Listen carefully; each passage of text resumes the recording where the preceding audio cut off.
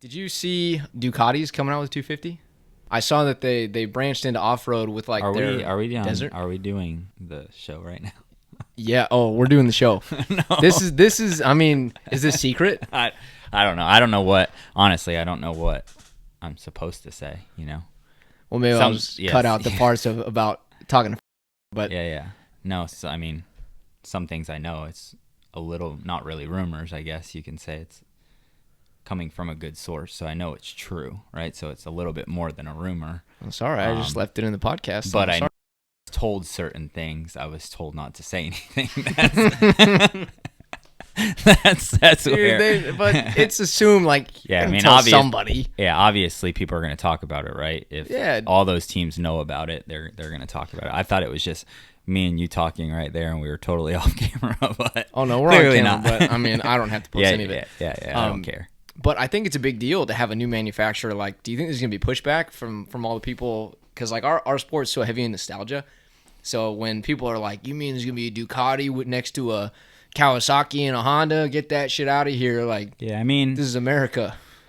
I mean, people said it about KTM, and they hired Dungey, and probably somebody like Ducati looks at what KTM did at that time, and everybody told Ryan Dungey. I wouldn't say everybody, but there was a lot of hate, or not hate, but just saying that's a bad move, right? He was Suzuki rookie year, won 450 title, won the Supercross and Motocross title, and then he makes this switch over to KTM. That wasn't a proven brand and not a good bike, but KTM came in and they were coming out with new bikes every half year to make it competitive. So they were all in to create something way more than any manufacturer has ever done, and it worked, right? So Ducati has the money.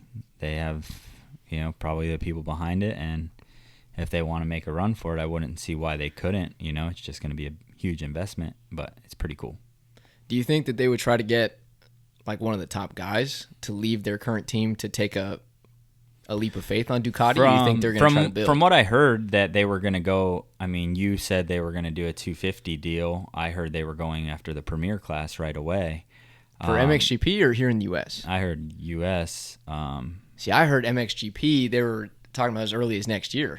Are they talking early as next year for like Supercross, or are you talking outdoors? I heard early as next year Supercross. I don't it might have been one more year, to be honest. I don't exactly.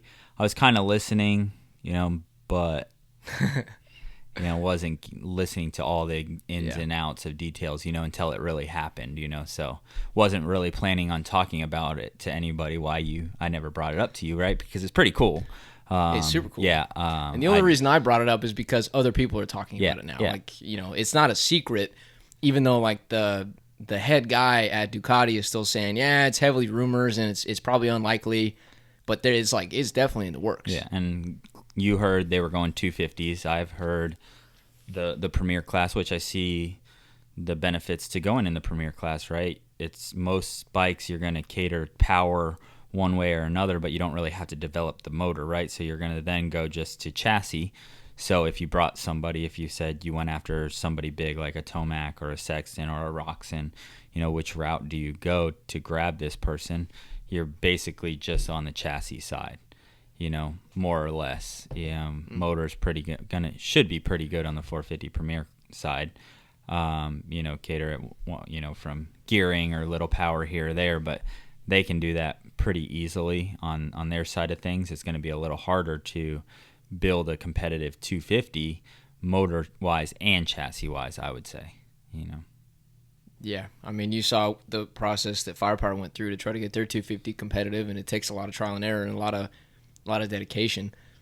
And I mean, when you think about what's more important, especially in the 450 class, like it makes sense that they would want to start there because they just make, a lot of the other bikes don't have usable 450 power anyways, or a lot of guys say they tame it down or they don't use all the bike. Yeah, it just depends on the rider for sure. But yeah, it's easier to cater one way or another. You want a little more power, it's pretty easy to get it. They can make the bikes where they're so fast, they're just, the rider is like, no way, yeah. And then they can do that pretty easily, Yeah. I wonder if it's like interesting timing because I feel like a lot of people just sign extensions. I mean, if they're trying to get a top guy, it's almost like they're a year too late. Yeah, Might push it back. I don't know who's up. There's still some guys that are up that haven't Like signed, Kenny but or something. You yeah, know. yeah, you never know. I'm sure they're gonna, if they go after a top guy, it's gonna kind of be name your price, as being a manufacturer that doesn't have anything proven, and you're gonna grab a top guy. You're gonna have to basically have a big guarantee, right? Because that guy's gonna assume he might not make any bonuses, right? So he'll help develop the bike, but Ducati's going to want to obviously be competitive pretty quickly. Yeah, I would think so. That's why it almost makes Ken Roczen or somebody like him a perfect candidate, because he's not necessarily looking for championships anymore. Like, he's just trying to win races, make money, and, he tried to build something with Suzuki, and maybe that's going to work out for him. But to jump ship and go to Ducati, it's weird to even say that out loud. Yeah.